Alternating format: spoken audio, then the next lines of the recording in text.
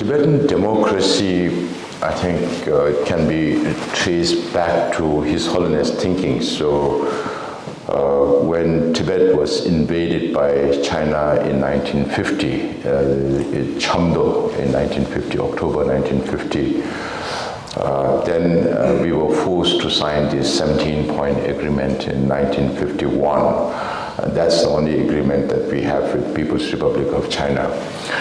And His Holiness tried to live under those provisions of the agreement for 8 long years. That's from 51 to 59. And within that period, His Holiness traveled to China in 1954-55. And he met with Mao and Zhou Enlai and all others communist leaders those days.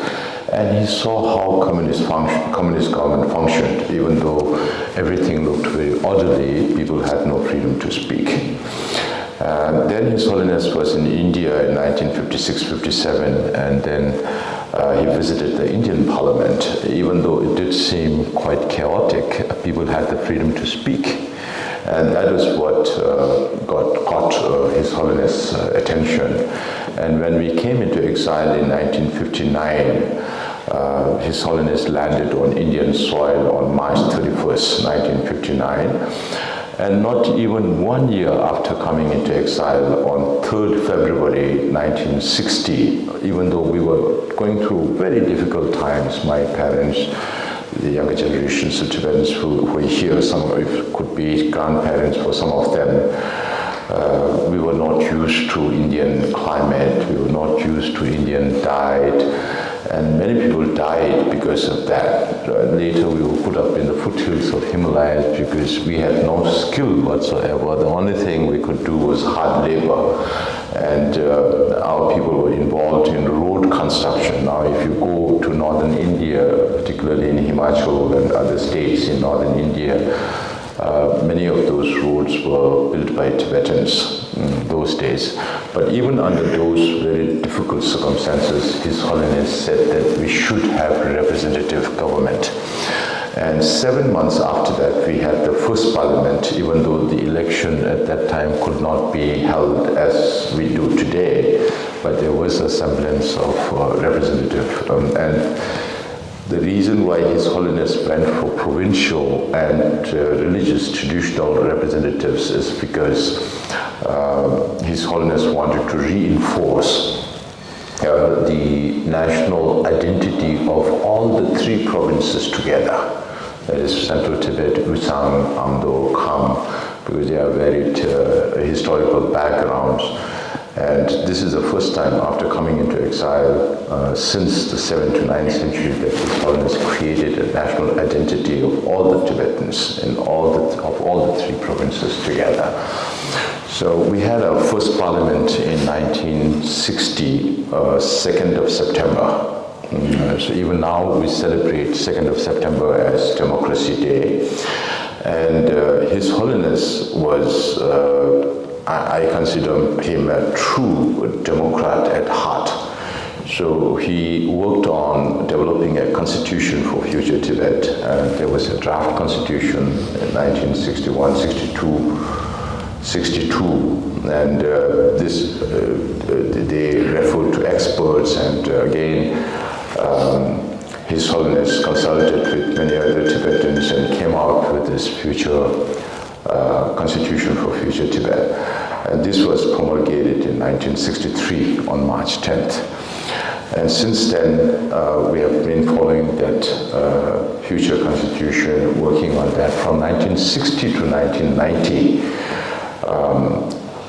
For the first 30 years, we had to, particularly His Holiness, had to face a lot of challenges because our people had no idea what democracy meant. We didn't know anything about democratic organs and accountability and answerability and all that. So for the first 6 years, the parliament could not be convened as a parliament. The parliamentarians were even put up with the administration to gain experience. So only in 1966 we had a proper office for the parliamentarians. And since then, they try to frame laws as much as possible in accordance with the situation of those days. Then eventually, of course, for the first 30 years, the number of members of parliament were also, the minimum was 12, and the maximum was 17.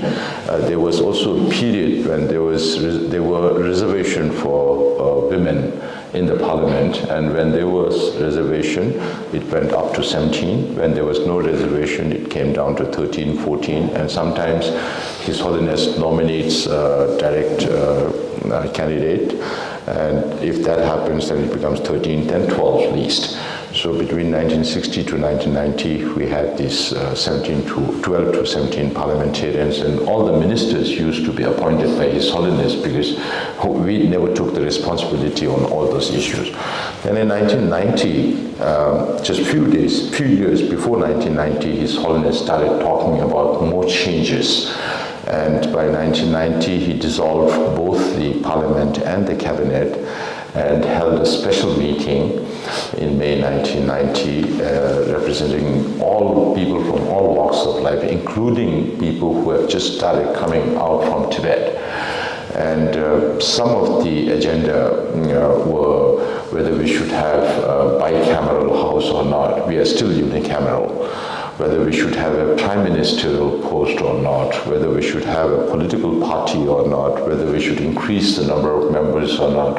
So these were some of the issues that were discussed during this special meeting, and we could not agree on all others except increasing the number from 13 at that time to 46 members. So the representation also comes from the 3 provinces of Tibet. So we still don't have territorial constituencies as you have here in UK. If we do not consider Europe as a territorial constituency. And we are also represented through the Buddhist, the religious traditions. So one religion, which is the pre-Buddhist religion called Pon, they elect 2 members, and then the other 4 Buddhist traditions, they elect 2 members, so 10 members, and each of the province, irrespective of the number of electorate, elect 10 members each, because as you can see from the Tibetan map, the border between central Tibet and India is more than 3,600 kilometers, and because of the proximity of the border, more Tibetans could come from central Tibet and less so from Kham, and still less from Amdo, which is farthest away from India. And if you look at the composition of the provincial people in exile now, about 69 to 70% are from central Tibet, 22 to 25% are from Kham, and maybe 5 to 7 from Amdo. But irrespective of those numbers, everybody elects 10 members. So I think Deshin and you did a program also on the representation part. Maybe this we can discuss during the question and answer session. So in 1991, we had 46 members, 2 from Europe at that time, and 1 from North America, because there were more Tibetans in Europe those days. Now you have more Tibetans in North America. And His Holiness used to nominate 3 members from fields of expertise, whether it's education or other areas. So it was 46 till then in 2001, His Holiness actually wanted the parliament to be responsible to appoint the ministers in 1991, but we couldn't do that. In the charter that we adopted in 1991 and 1992, then the parliament became a meaningful legislative body. Then the parliament adopted what we practice now, the charter. We call it the charter, we don't call it constitution because we still live in India, and India has a constitution, so there can't be 2 constitutions in one country. So we call it the charter. Now, based on this charter, we govern the Tibetans in exile. Then in 2001, His Holiness again suggested, just before that, by that time I was already in the parliament. I joined the parliament in 1996 to 2016. And in 2001, One, then His Holiness suggested we have to, I will not live forever, and things will have to change. First he suggested amendment, we changed that, and then again he said, now why don't we do it on a larger scale? Why can't we have direct election of the political leader within the Tibetan community? So we had the first election of the Kalin Tibe at that time. It was not known as Sikyong. Kalin Tibe is the head of the cabinet, or the throne holder of the cabinet. So Professor Samdong Rinpoche was elected. Professor Samdong Rinpoche was speaker before that for 10 years in the parliament, and he guided us through democratic principles in parliament and procedures. We consider ourselves as grandson of Westminster democracy, India being the son and we being the grandson. And again, 10 years after that, His Holiness decided that we should have more changes, so we had direct election. Then 10 years after that, His Holiness said, now, by that time we could sense I was already speaker from 2008, and His Holiness asked us to accompany him during the foreign tours so that there is some sense of recognition for the elected leadership. And I accompanied His Holiness to Switzerland, to the United States, and that was a means for His Holiness to introduce the political leaders to the general public and to the international community. In 2011, I was the speaker when the whole devolution process took place.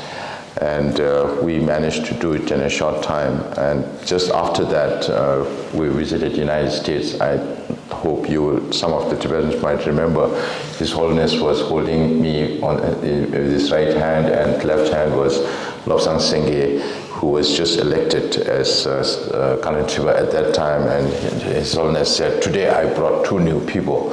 And the Speaker of the House of Representatives was John Boehner, and there was a former Speaker, Pelosi, and chairs of 5 important committees. So it was a powerful group that met with His Holiness, and I was sitting on His Holiness' right. And morning, His Holiness said, if there are questions about political issues, you answer. If there are questions about democracy, you answer. So that fell on me. One of the lady chair asked, how did you go through these changes so peacefully and in so short a time? And then I was responding to her saying that you see it that way, but me being the Speaker of the House and then the Parliament, we were sandwiched between the aspiration of the Tibetan people, who insist that His Holiness should not devolve his powers or responsibilities, and then you have His Holiness on the other side, very strong and determined, willing to take decisions even against people's aspirations, because that is what he feels is good for the Tibetan people. And then when I was saying this, His Holiness held my hand and then said, sometimes very stubborn Kalelawa. So a leader who's willing to take the society forward, even if people are not willing at that time, because people are diffident. His Holiness had been taking all the responsibilities. So since then, Lobsang got elected. He was Sikyong, first Kalin Tibe, then we changed the name to Sikyong when I was the speaker. I was speaker till 2016. And Lobsang served as Sikyong for 10 years, and since 2021, now I have been serving it. We are only 130,000 Tibetans in exile, about 72,000 in India, about 10,000 in Nepal, and 1,500 in Bhutan, and the rest, 50,000 spread all across the world in more than 25 different countries. So if you have to stand for my position, then you have to, if you have the resources and the time, you have to campaign in more than 25 different countries and so many locations in India, Nepal, and Bhutan. But fortunately for me, during the last election, it was pandemic period, and I didn't go out of my house. So I campaigned online from my house while building a small house for myself. I was working and also campaigning.